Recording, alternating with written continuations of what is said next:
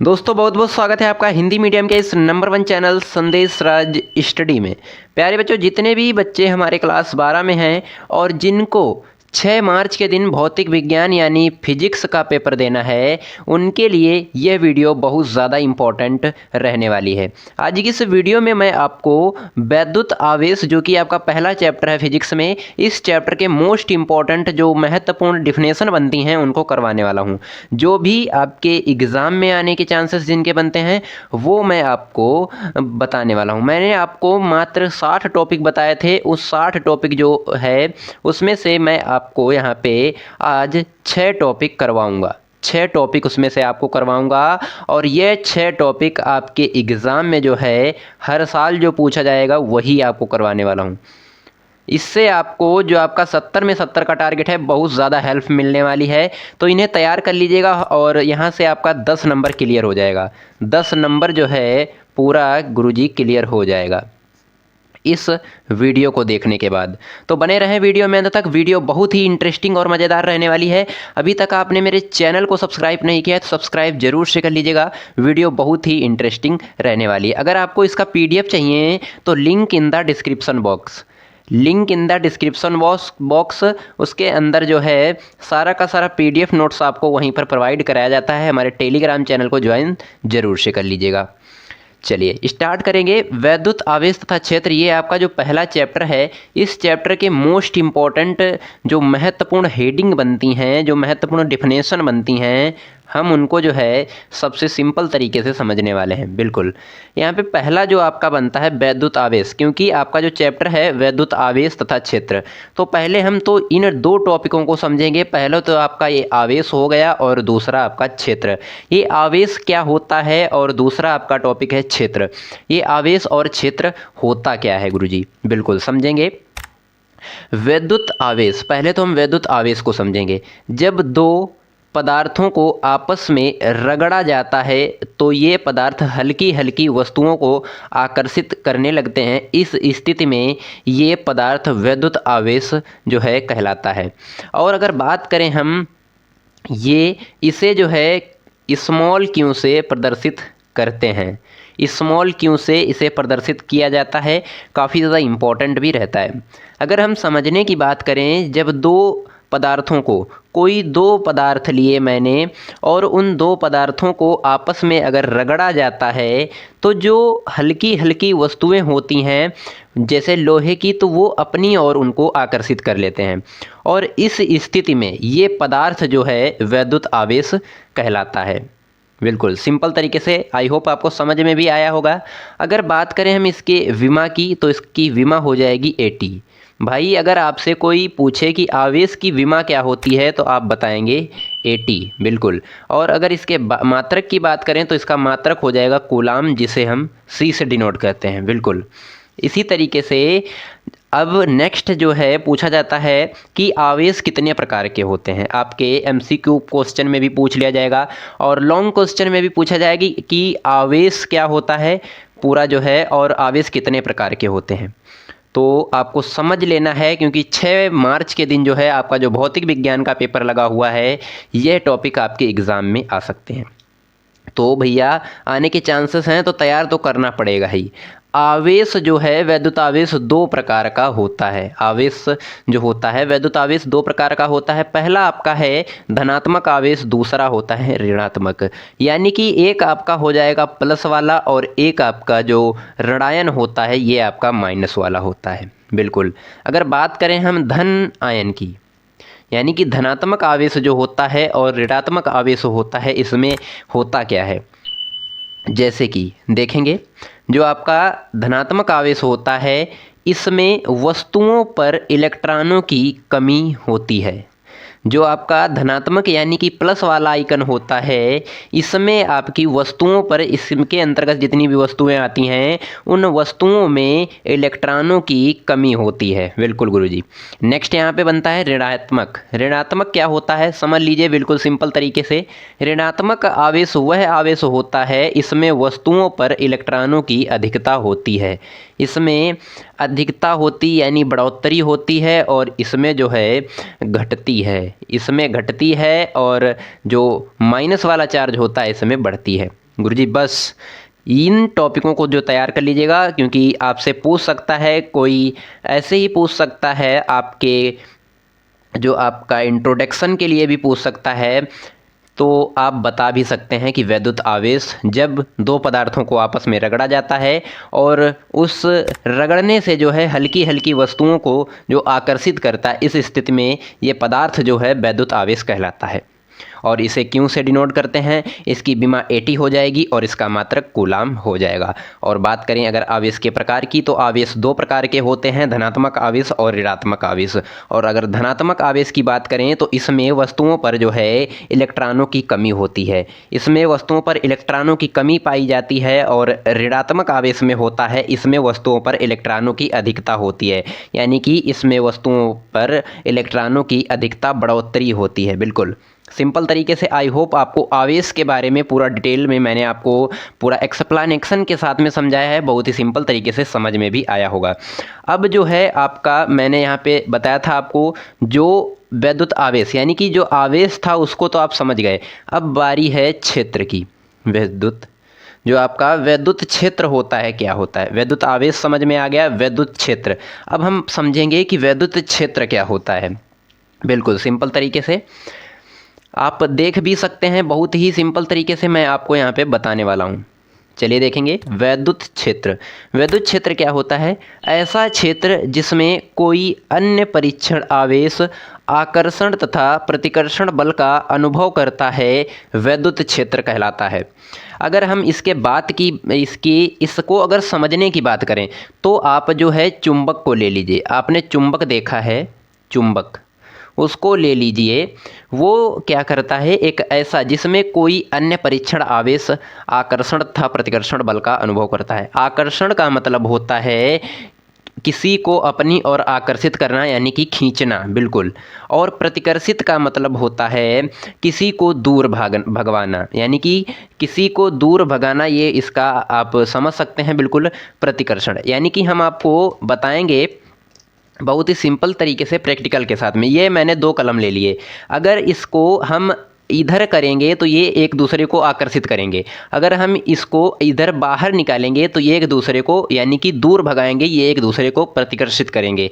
और इस बल का जो अनुभव करता है वही आपका क्या कहलाता है, वैद्युत क्षेत्र कहलाता है गुरुजी। बिल्कुल वैद्युत क्षेत्र आपका कहलाता है। और नोट के माध्यम से यहाँ पे आप समझ सकते हैं कि वैद्युत क्षेत्र को वैद्युत बल रेखाओं द्वारा प्रदर्शित किया जाता है। अब गुरुजी हम समझेंगे कि वैद्युत बल रेखाएं क्या होती हैं।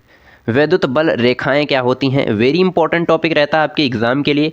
अभी हम आपको बताएंगे आगे कूलाम का नियम। कूलाम का नियम भी बहुत ज़्यादा पूछा जाता है आपके एग्ज़ाम के लिए, वेरी इंपॉर्टेंट रहता है, तो उसको भी आपको जो है कंप्लीट करवाने वाले हैं। तो बने रहें वीडियो में। तक अभी तक आपने मेरे चैनल को सब्सक्राइब नहीं किया है तो सब्सक्राइब जरूर से कर लीजिएगा, बेल आइकन प्रेस कर लीजिएगा ताकि हमारी कोई भी वीडियो आपसे मिस ना होने पाए। क्योंकि जो भैया आपके एग्ज़ाम की डेट है और सेंटर लिस्ट है वो तो जारी हो चुकी है, अब बस आपको पढ़ना ही पढ़ना है। क्योंकि 6 मार्च के दिन दोपहर 2 बजे जो है भौतिक विज्ञान का आपका पेपर लगा हुआ है। बिल्कुल जो वैद्युत क्षेत्र होता है उसको वैद्युत बल रेखाओं के द्वारा प्रदर्शित करते हैं। कई बच्चों का सवाल होगा कि सर वैद्युत बल रेखाएं क्या होती हैं, तो आपको बहुत ही सिंपल तरीके से हम समझाने वाले हैं कि वैद्युत बल रेखाएं क्या होती हैं।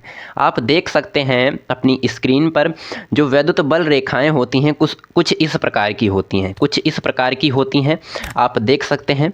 बहुत ही सिंपल तरीके से हम समझेंगे, वैद्युत क्षेत्र में खींचा गया ऐसा काल्पनिक पृष्ठ जिस पर एक स्वतंत्र एवं प्रतिकृत एकांक धनावेश चलता है, इस आवेश के मार्ग को ही वैद्युत बल रेखाएं कहते हैं। ये यहाँ से इधर जा रही हैं, ये धन यानी कि धनात्मक वैद्युत बल रेखाएं हैं, इधर आपकी ऋणात्मक वैद्युत बल रेखाएं हैं। ये आपकी प्लस वाली हैं रेखाएं और ये माइनस, यानी कि माइनस का मतलब होता है ऋणावेशित और धनात्मक का मतलब होता है प्लस वाला।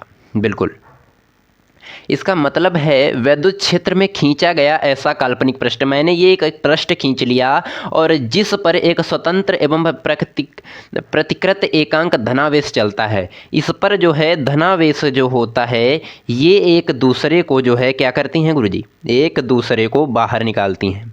और जो ऋणात्मक आवेश होता है, जो ऋणावेशित बल लगाते हैं, वो एक दूसरे को आकर्षित करती हैं। बिल्कुल, इस आवेश के मार्ग को ही हम लोग क्या कहेंगे, वैद्युत बल रेखाएं कहेंगे।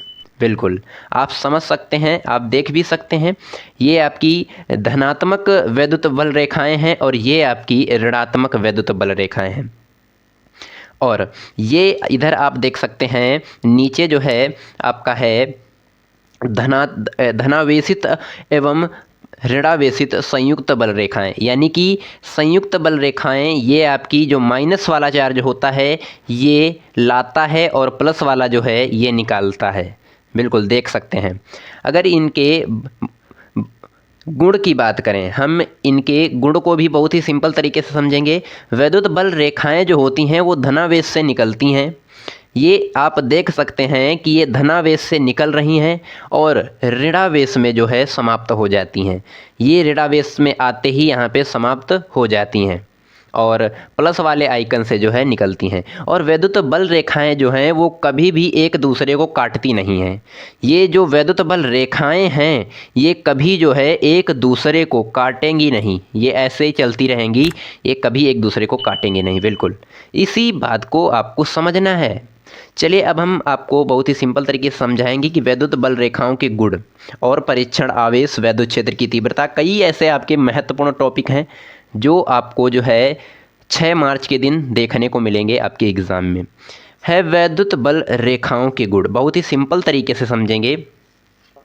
वैद्युत बल रेखाओं के गुण, पहला जो है यहाँ पे गुण क्या कहता है, वैद्युत बल रेखाएं धनावेश से निकलती हैं और ऋणावेश में समाप्त हो जाती हैं।